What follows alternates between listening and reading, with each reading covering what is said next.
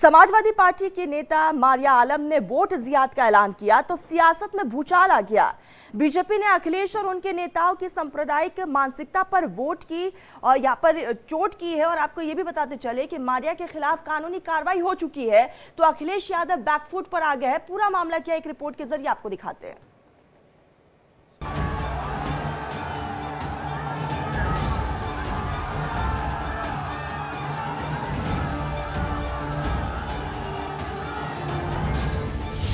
जिहादी चिंगारी सियासत में भड़की। एक साथ होके वोटों का जिहाद करो, क्योंकि हम सिर्फ वोटों का जिहाद कर सकते हैं। 24 की अदावत, जिहाद की सियासत। वोट जिहाद की बात कर रहे हैं। ये जिहाद की बात करने वालों को मैं बोलूंगा, भारत का भविष्य जिहाद या फसाद से तय नहीं होगा। मोदी से हारे, वोट जिहाद के सहारे। बीजेपी के कई उम्मीदवार जो मंत्री हैं, वो चुनाव प्रचार में धार्मिक प्रतीकों का इस्तेमाल कर रहे हैं। मारिया की नफरत टीपू का कवच।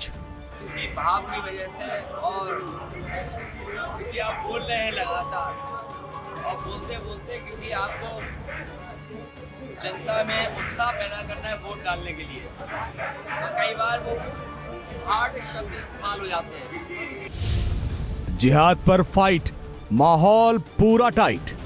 अब स्पष्ट हो गया है कि ये जो घमंडिया गुट है, ये नफरत और जहर की खेती हमारे लोकतंत्र के महापर्व के दौरान कर रहा है। मोदी की गारंटी, वोट जिहाद से मुक्ति। मोदी जब तक जिंदा है, मैं तुम्हें कभी भी धर्म के आधार पर आरक्षण का खेल खेलने नहीं दूंगा। बहन और भाइयों, अगर ये दंगाई उत्तर प्रदेश में इस प्रकार से अत्याचार करते, अब तक मैं इनको लटका करके, उल्टा लटका करके ठीक कर देता। 2024 का चुनाव धर्म युद्ध पर शिफ्ट होता जा रहा है। नफरत और तुष्टीकरण की राजनीति का आकार धीरे धीरे बड़ा होता जा रहा है। हमारी हैसियत और हमारी औकात, अपनी हैसियत और अपनी औकात इंसान को सबसे पहले समझनी चाहिए कि हम सिर्फ अब जिताने के रह गए और हराने के रह गए। और अगर अब भी एक नहीं हुए तो यह समझ लेना कि यहाँ से हमारा नामो नक्श मिटाने के लिए ये संघी सरकार जो कोशिश कर रही है, उसको तुम कामयाब करने का काम करोगे। सपा मुखिया अखिलेश यादव की बड़बोली नेता ने नफरत की आग में घी डालने का काम किया। मारिया आलम खान ने भड़काऊ बयानबाजी से सियासत को सुलगा दिया। मारिया ने वोट जिहाद के जरिए आर पार की लड़ाई का फरमान सुना दिया। ये देश किसी फतवे या फरमान से नहीं, भारत के संविधान, बाबा साहब अंबेडकर के दिए संविधान से चलता है। नरेंद्र मोदी जी की सरकार सबका साथ, सबका विकास, इसी मूल मंत्र के साथ चलती है। फतवे और जिहाद के दिन चले गए हैं। लोग जागरूक हो चुके हैं। जो लोग सोचते हैं कि यहाँ पर जाति के नाम पे, धर्म के नाम पे वोट मांगेंगे, उनका काम नहीं चलेगा। दिल्ली पर अब गौरी, गजनवी, लोधी या मुगलों का शासन नहीं, भारत की चुनी हुई और भारतीयों द्वारा चुनी हुई एक लोकतांत्रिक सरकार के द्वारा होता है। सबसे पहले बात कर लेते हैं मारिया आलम खान। इनका वक्तव्य आया है कि वोट जिहाद करना है, बड़ी अकलमंदी के साथ करना है, बहुत खामोशी के साथ करना है। और अब ये कह रहे हैं कि वोट का जिहाद कर डालो। वोट का जिहाद किसके खिलाफ करोगे? तो फिर याद आया कि कांग्रेस के मैनिफेस्टो में ही लिखा है, बहुसंख्यकवाद इस देश में नहीं चलेगा। बहुसंख्यक कौन है? हिंदू है। वोट का जिहाद करने की बात करते हैं। मारिया आलम फर्रुखाबाद में समाजवादी पार्टी के उम्मीदवार के लिए प्रचार करने गई थी। तकरीर ऐसी की कि समुदायों को भड़का दे। दुस्साहस ऐसा की सियासत में आग लगा दी। मारिया समाजवादी पार्टी की नेता तो हैं, साथ साथ कांग्रेस के दिग्गज नेता सलमान खुर्शीद की भतीजी भी हैं। आज कितने लोग सीए एनआरसी में जेलों में बंद हैं और आपको बताने में मुझे खुशी हो रही है कि उन बच्चों के कितने केसेस सलमान खुर्शीद साहब फ्री में लड़ रहे हैं। ये बहुत बड़ी बात है। हम लड़ रहे हैं, आपके लिए संघर्ष कर रहे हैं, लेकिन अगर आप साथ नहीं दोगे तो हम अकेले कुछ नहीं कर सकते, क्योंकि हमारी ताकत आप हो। ताज्जुब तो यह है कि एक तरफ मारिया आलम नफरत के बोल बोलती रही, ध्रुवीकरण की सियासत करती रही, और दूसरी ओर अखिलेश मारिया को शह देते हैं। शहमात के खेल में वोट जिहाद को हवा देते दिखे, और यही हाल कुछ गठबंधन के साथी कांग्रेस का भी था।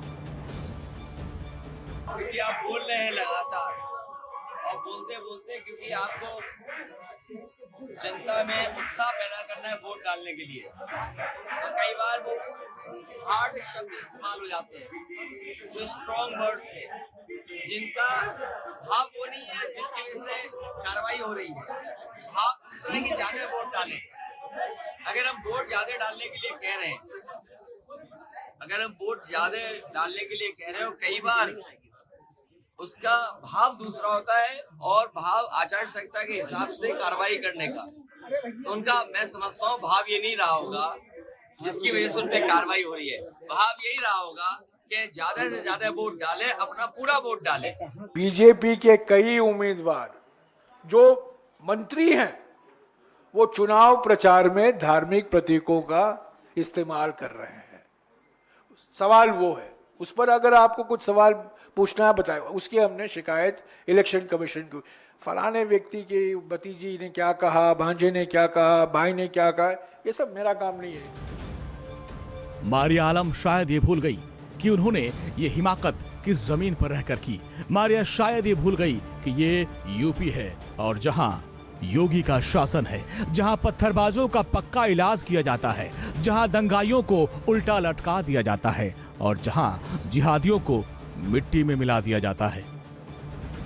काल में रामनवमी के अवसर पर और बैसाखी के अवसर पर दंगे क्यों हुए, मैं बंगाल की सरकार से पूछना चाहता हूं। इन दंगाइयों के खिलाफ कार्रवाई क्यों नहीं की? बहनों और भाइयों, अगर ये दंगाई उत्तर प्रदेश में इस प्रकार से अत्याचार करते, अब तक मैं इनको लटका करके, उल्टा लटका करके ठीक कर देता। हिंदुस्तान किसी भी प्रकार के जिहाद के खिलाफ रहता है, चाहे वह लव जिहाद हो, चाहे वो लैंड जिहाद हो, और अब चाहे जो नया शब्द गढ़ा गया है ओट के जिहाद का, या जिहाद हो। अब हिंदुस्तान विकास के संकल्प के साथ, विकसित भारत बनाने की गारंटी के साथ, गरीबों के जीवन में सुधार के साथ, महिलाओं के सशक्तिकरण के साथ, युवाओं के उज्जवल भविष्य के साथ, सीमाओं की सुरक्षा के साथ, सबका साथ, सबके विकास के साथ माननीय नरेंद्र मोदी जी के नेतृत्व में एकजुट है। कमल के फूल पर इतने वोट बरस रहे हैं कि सपा बसपा कांग्रेस के लोग बौखलाए हुए हैं, और वोट जिहाद की मानसिकता ये बहुत खतरनाक है। इसकी कड़ी आलोचना करता हूं, और इसकी पूरी जांच करके जो भी दोषी उनके खिलाफ कार्रवाई होनी चाहिए।